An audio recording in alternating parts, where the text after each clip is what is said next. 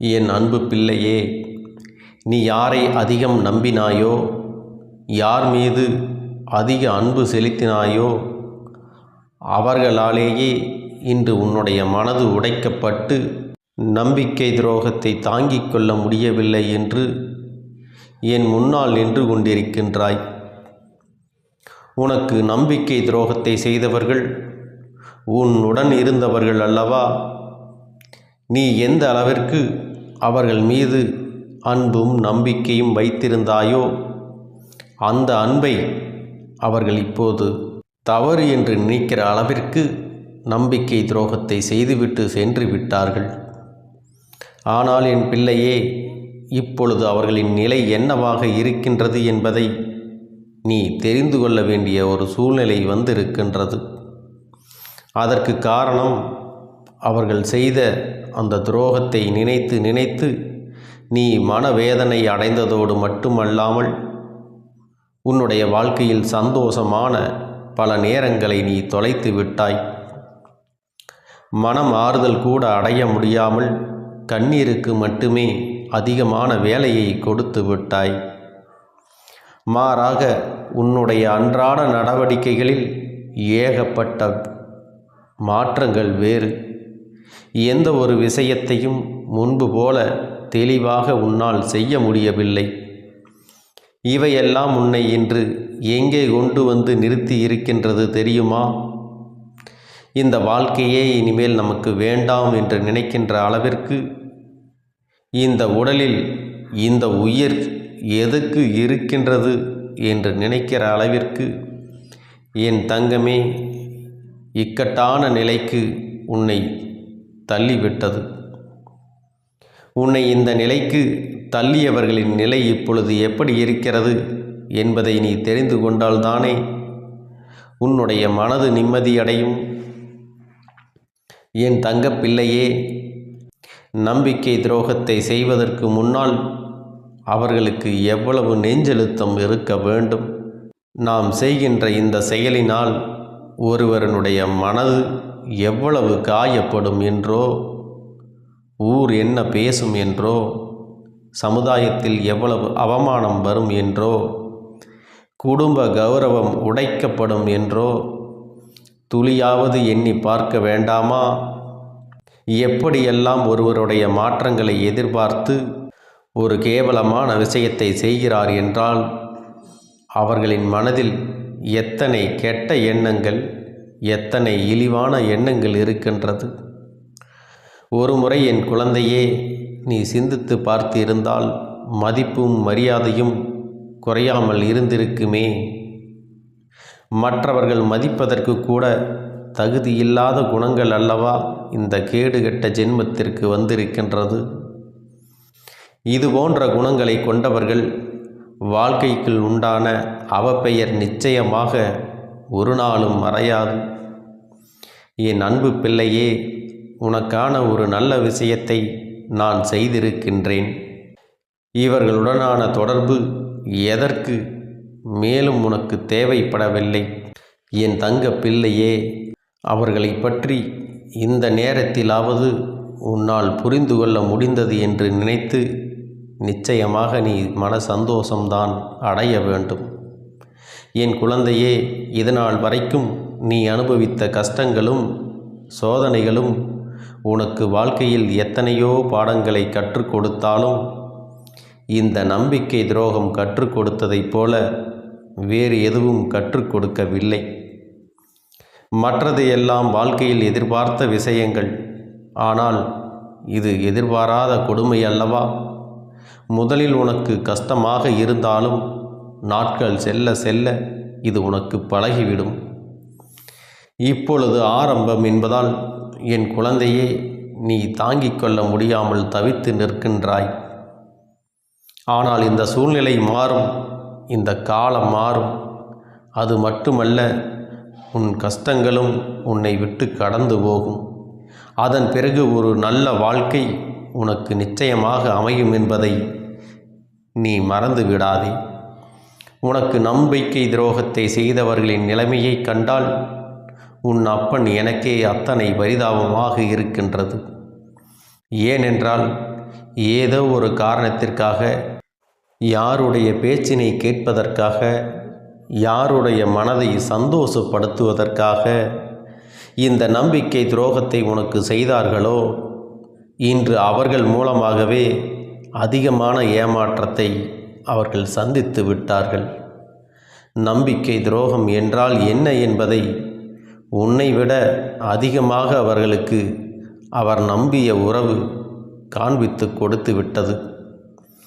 என் செல்ல பிள்ளையே, இப்பொழுது எல்லாம் ஒருவன் செய்கின்ற பாவத்திற்கான தண்டனையை பெறுவதற்கு அடுத்த ஜென்மம் வரை காத்திருக்க வேண்டிய அவசியம் கிடையாது. அவனினுடைய பாவ கணக்கு அதிகமாகும் பொழுது உடனுக்குடன் தண்டனையை இந்த பிரபஞ்சம் அவர்களுக்கு கொடுத்து விடுகின்றது. உன் அப்பன் கருப்பன் இக்கட்டான நேரங்களிலெல்லாம் உனக்கு துணை நிற்கும் பொழுது உனக்கான நல்ல நேரம் ஆரம்பிக்கும். அவர்களின் அழிவு உன்னுடைய கண்முன்னே நிகழும் என்பதை நீ மறந்து விடாதே. இப்பொழுது அதுதான் நடந்து கொண்டிருக்கின்றது. என் குழந்தையே, அவர்கள் உனக்கு செய்த துரோகத்தை நீ மறந்து விடலாம். ஆனாலும் அவர்கள் அழிய வேண்டும் என்று ஒருபோதும் நீ நினைத்ததில்லை. உன்னுடைய மனது பெருந்தன்மை நிரம்பி வழியும் குளம் போன்றது. நீ எல்லோர் மீதும் இரக்க குணத்தோடு அன்பு பாராட்டுகின்றாய். ஆனால் அவர்களுக்கான விதை துரோகத்தில் அல்லவா ஆரம்பித்திருக்கின்றது. அப்படி இருந்தால் வாழ்க்கையே முள்செடி போல ஒவ்வொரு நாளும் அவர்களை குத்தி குத்தி கிழித்து கொண்டிருக்கின்றது. அதை யாரால் தடுத்து நிறுத்த முடியும்? அவர்களின் வினை பயனை அவர்கள் அனுபவிக்கிறார்கள். அனுபவித்து கொண்டும் இருக்கப் போகின்றார்கள். என் தங்கமே, இனிமேல் உன்னுடைய வாழ்க்கையில் உன்னை பிடித்த ஒரு கஷ்டகாலம் உன்னை விட்டு சென்று விட்டது என்பதை தெளிவாக புரிந்து கொண்டு, நீ அடுத்து என்ன செய்ய வேண்டும் என்று நினைக்கிறாயோ அதை சரியாக செய். உன்னுடைய வாழ்க்கை அவ்வளவுதான் என்று பேசிய இவர்களினுடைய எண்ணங்களை ஒருபோதும் நீ உண்மை என்று ஆக்கிவிடாதே. அந்த கேடுகெட்ட ஜென்மத்திற்கு ஏற்றாற்போல் நீ நடந்து கொள்ளாதே. அவர்கள் என்ன செய்தாலும் சரி, என் குழந்தையே, நீ உன் வாழ்க்கையில் செய்கின்ற விஷயம் சரி என்று காண்பித்து கொடுக்க வேண்டும். உன்னை விட்டு பிரிந்ததற்கும் உனக்கு ஏற்படுத்திய இந்த துரோகத்திற்கும் எத்தனை தவறு செய்துவிட்டோம் என்பதை உணர்ந்து காலம் முழுவதும் வருந்தப் போகின்றார்கள்.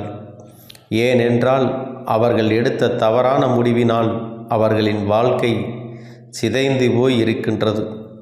இனி மீண்டும் அதனை சரியாக்குவது என்பது முடியாத காரியம். அவர்கள் உனக்கு செய்த துரோகம் இந்த அளவிற்கு அவர்களை வேதனைப்படுத்தி இருக்கின்றது. ஆனால் அதை வெளிப்படையாக காட்டிக்கொள்ளாமல் உள்ளுக்குள்ளே போலியாக பொய் வேஷம் போட்டு தாங்கள் சந்தோஷமாக இருப்பது போல காட்டிக்கொள்கின்றார்கள். இதுதான் உண்மை. இனிமேல் நீயே உன் வாழ்க்கையில் அதிகபட்ச சந்தோஷத்தை அடைந்து நிம்மதியாக இருந்தாலும் அவர்கள் செய்த பாவத்திற்கான பலன் அவர்களுக்கு நிச்சயமாக கிடைத்தே தீரும். இன்று சந்தேகம் என்ற நோயின் வலியை அவர்கள் அனுபவித்து கொண்டிருக்கின்றார்கள்.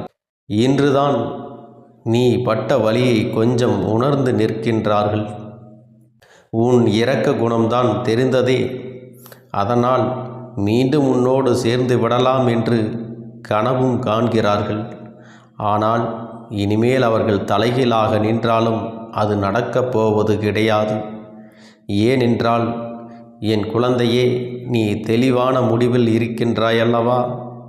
இனி எந்த சூழ்நிலையிலும் உன்னை ஏமாற்றிய இந்த உறவை அறவே சேர்த்து கொள்ளக்கூடாது என்பதில் எப்பொழுதும் உனக்கு உண்மையான தெளிவு இருக்க வேண்டும். இனி யாராலும் உன்னை அசைக்க முடியாது. நீ நினைத்ததை விடவும் உன் வாழ்க்கை உனக்கு அதிகமான சந்தோஷத்தை கொடுக்கப் போகின்றது. ஒருவேளை அப்படி செய்யாமல் உன்னோடு தொடர்ந்து பயணித்திருந்தால் கூட நிச்சயமாக உன் வாழ்க்கை இந்த அளவிற்கு சந்தோஷத்தை பெற்றிருக்காது. அந்த அளவிற்கு சந்தோஷம் உன் வாழ்க்கையில் உனக்காக காத்து கொண்டிருக்கிறது என்பதை நீ மறந்து விடாதே. வாழ்க்கையில் நீ இனிமேல்தான் எல்லாவற்றையும் அடையப் போகின்றாய். புதிய வாழ்க்கை இனி உன்னுடையது. நீ நினைத்ததை எல்லாம் முடிக்கப் போகின்றாய். இவர்கள் உன் முன்னேற்றத்தை எல்லாம் பார்த்து வயிற்றெரிச்சல் பட்டு உன்னை இழந்ததற்காக கதறி அழப்போகின்றனர். அப்படிப்பட்ட சூழ்நிலையை நான் உனக்கு உருவாக்கி தரப்போகின்றேன். நம்பிக்கையோடு என் பிள்ளையே, நீ செய்ய போகின்ற விஷயங்களை எல்லாம் நினைத்த நேரத்தில் நடத்தி முடிக்கப் போகின்றாய். உன் வாழ்க்கையில் உனக்கான சந்தோஷம் இனி நிரந்தரமாக கிடைக்கப் போகின்றது. இனி என் பிள்ளையே, நீ வேதனைப்படாமல் வருத்தப்படாமல் சந்தோஷமாக இருக்கப் போகின்றாய். உன்னை இழந்து விட்டதற்கும் உன்னை ஏமாற்றியதற்கும் தான் அவர்கள் வருத்தப்படப் போகின்றார்கள். தவிர நீ ஒரு நாளும் அவர்களை எண்ணி வருத்தப்படக்கூடாது. என் செல்ல குழந்தையே, இந்த கருப்பணசாமி எப்பொழுதும் உன்னோடு தான் இருக்கின்றேன். நான் உனக்காகவே இருக்கின்றேன். நீ நல்லதையே நினை. உன் வாழ்வில் எப்பொழுதும் நான் உனக்கு நல்லதை மட்டுமே செய்து கொடுக்கின்றேன். எந்த சூழ்நிலையிலும் நீ தைரியமாக இரு. யாரையும் முழுமையாக நம்பிவிடாதே. எப்பொழுதும் எந்த ஒரு காரியம் செய்தாலும் ஒரு முறைக்கு 100 முறை சிந்தித்து செய்ய பழகு. அப்பொழுதுதான் அதிலிருந்து ஏதாவது ஒரு பிரச்சனை வந்தாலும் அதற்கான தெளிவு உன்னிடத்தில் இருக்கும். என் தங்கமே, நம்பிக்கையோடு இரு. எல்லாமே உனக்கு நன்மையாக நடக்கும்படி நான் பார்த்து கொள்கிறேன். அப்பனுடைய ஆசீர்வாதங்களும் அன்பும் துணையும் எப்பொழுதும் உனக்கு முழுமையாக கிடைத்து கொண்டே இருக்கும் என்பதை நீ மறந்து விடாதே.